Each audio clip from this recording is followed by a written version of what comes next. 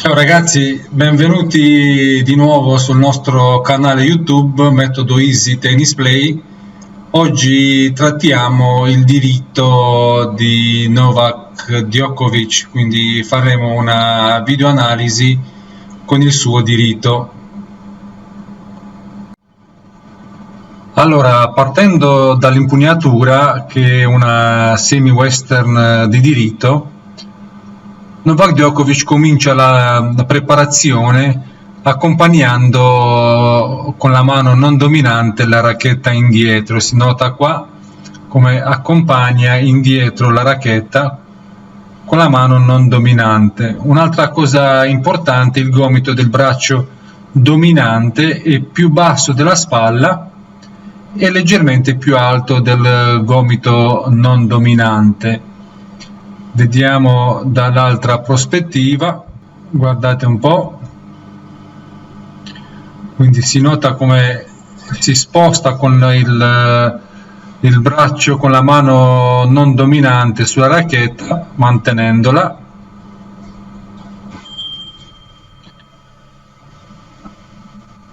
Ecco qua, si vede come la mano non dominante sta sul cuore della racchetta.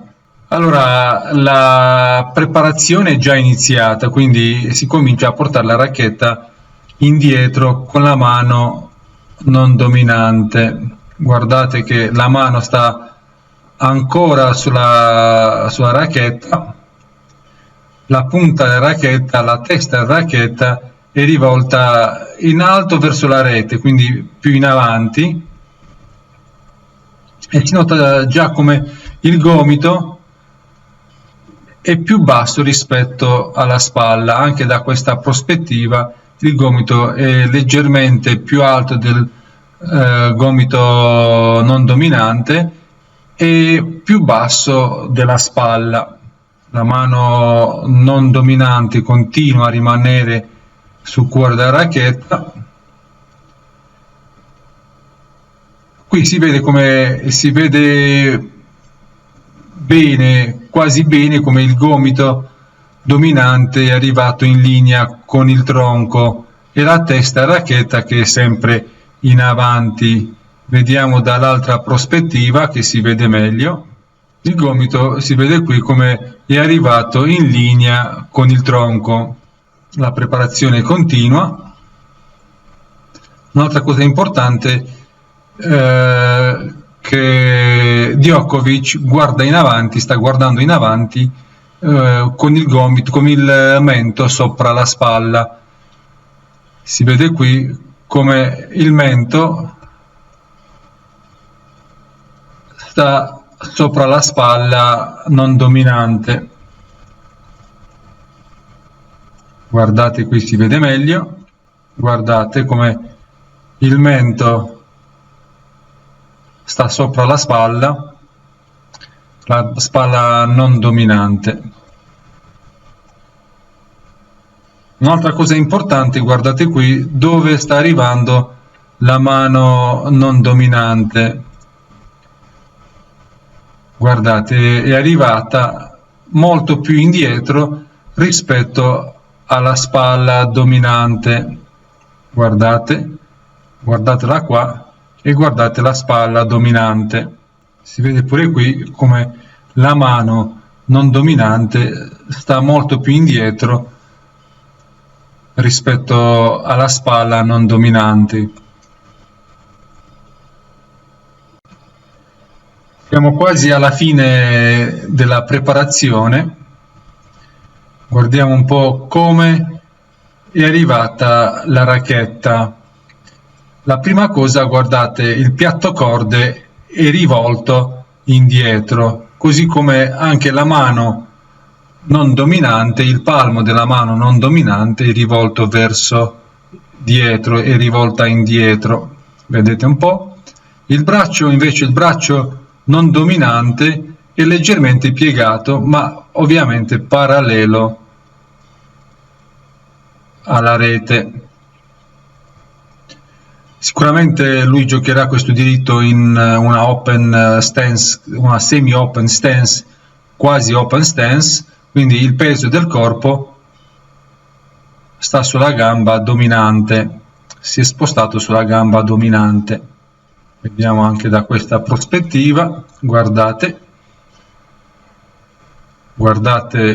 il palmo della mano non dominante, guardate il piatto corde come è rivolto indietro. Il peso del corpo sta sempre sulla gamba dominante, quindi giocherà in questo diritto in una semi-open stance. E una cosa importante che si vede meglio da questa prospettiva è la rotazione del tronco, cioè le spalle, come si vede qua, sono molto più girate delle anche, quindi sono disallineate alle anche. Dopo la fase di preparazione comincia la fase della caduta della testa a racchetta e la fase di accelerazione. Guardate come il gomito sta ancora leggermente piegato, come anche il braccio non dominante è piegato, quindi non si è mai disteso. Da questo momento in poi comincia la caduta della testa a racchetta. Guardate, il braccio non dominante è sempre piegato,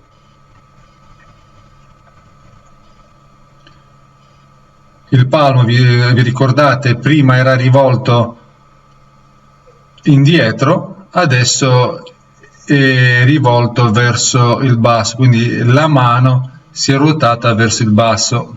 Si nota come anche il braccio dominante si è disteso leggermente, ma rimane sempre un pochettino piegato. Questa è una conseguenza della sua impugnatura, dell'impugnatura semi-western.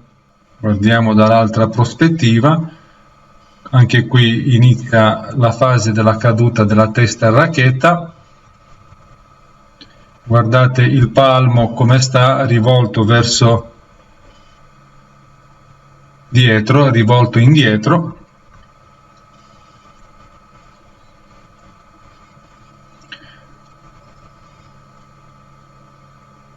E qui finisce la caduta della testa a racchetta. Il tronco comincia a rotarsi, quindi come si sa, il tronco deve ruotare prima dell'impatto con la palla, aiutato dal gomito non dominante.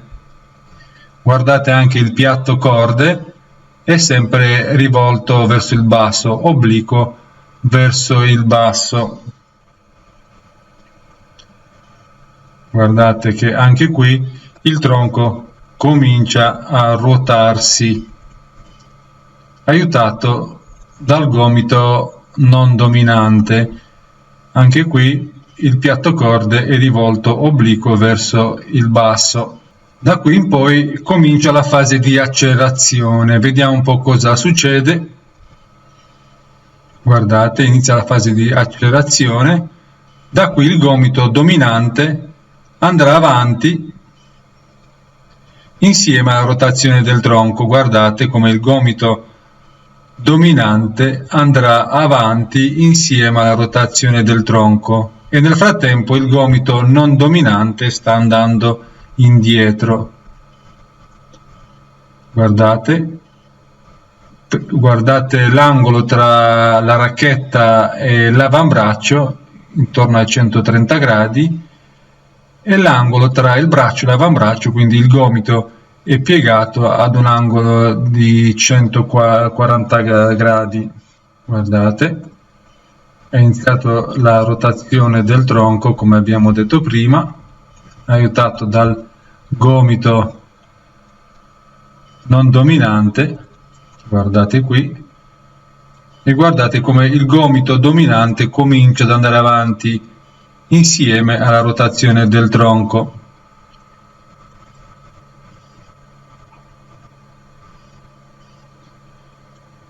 Si nota anche qui, non tanto bene, come il polso, guardate qui, è flesso indietro, come l'angolo tra la racchetta e l'avambraccio. Da qui andiamo a colpire la palla. Prima dell'impatto guardate cosa succede. La prima cosa importante, si nota come entrambi i gomiti stanno in linea con il tronco, uno che andrà indietro, il gomito non dominante, e l'altro il gomito dominante che andrà un pochettino in avanti. Si nota come anche la testa a racchetta sta rivolta indietro e la mano non dominante invece rivolta in avanti. Si nota qui come il tronco è arrivato parallelo alla rete. Prima era molto girato, guardate, adesso è arrivato parallelo alla rete. Guardate come si nota meglio qui, il tronco è parallelo alla rete, la mano non dominante è in avanti, ancora col gomito che sta andando indietro, il gomito non dominante, e si vede anche la testa a racchetta che è rimasta indietro. Anche qui si vede come i gomiti stanno in linea con il tronco. Ora andiamo in avanti a colpire la palla, vediamo cosa succede. Da qui comincia la rotazione dell'avambraccio attorno al gomito. La testa a racchetta per questo fatto inizia a salire sempre prima dell'impatto, quindi la testa a racchetta comincia a salire prima dell'impatto.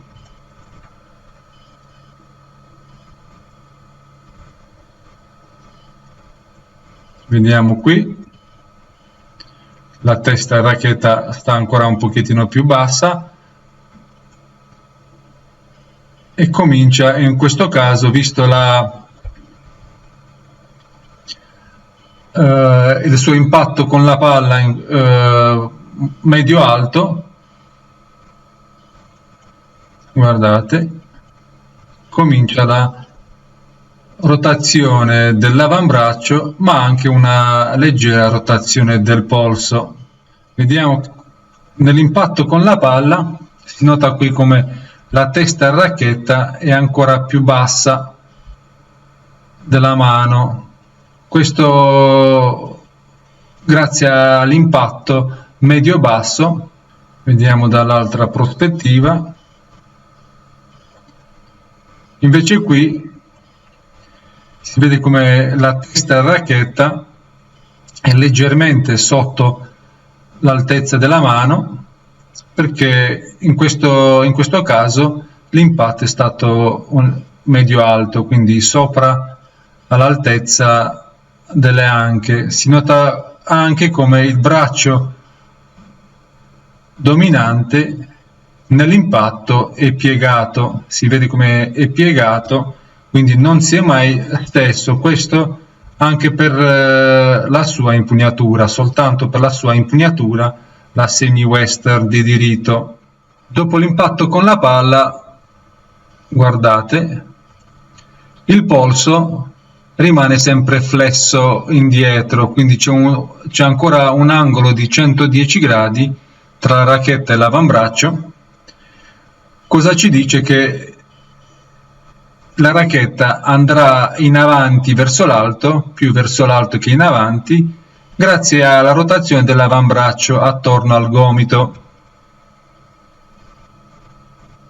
Guardate come il polso rimane ancora flesso indietro. Soltanto qui, molto dopo l'impatto con la palla, arriva in linea con l'avambraccio. Invece in questo caso dell'impatto medio-alto il polso si è mosso prima e continua a muoversi anche dopo l'impatto con la palla, quindi qui Djokovic ha utilizzato anche la rotazione del polso, la rotazione della mano, oltre alla rotazione dell'avambraccio attorno al gomito. Guardate qui come la mano già sta in linea con l'avambraccio subito dopo l'impatto con la palla. E arriviamo al finale, guardate. Nel finale Djokovic arriva col mento sopra la spalla dominante e con la punta in racchetta indietro, rivolta verso il basso. Anche qui, dall'altra prospettiva, si vede bene come la punta in racchetta, la testa della racchetta è arrivata dietro, molto dietro, rivolta verso il basso, e come il mento sta sopra la spalla dominante. Vi ricordate, prima stava sopra la spalla non dominante all'inizio del movimento, invece alla fine sta sopra la spalla dominante. Si nota come il tronco si è ruotato 180 gradi. E adesso guardate il movimento del dito di Novak, guardate un po' come sta accompagnando la racchetta con la mano non dominante, l'appoggio va sulla gamba destra, guardate come il tronco si è ruotato, la racchetta è rimasta ancora dietro, il braccio dominante, guardate, è piegato, i gomiti stanno in linea con il tronco, col tronco parallelo alla rete.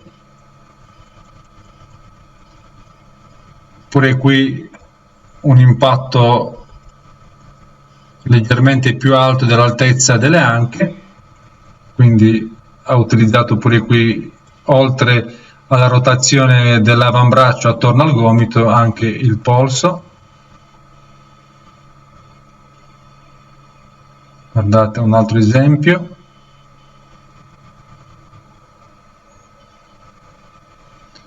Guardate dove arriva la mano non dominante, il piatto corde, guardate. La rotazione del tronco prima dell'impatto, quindi è arrivato col tronco frontale alla rete prima dell'impatto, i gomiti stanno sempre in linea con il tronco.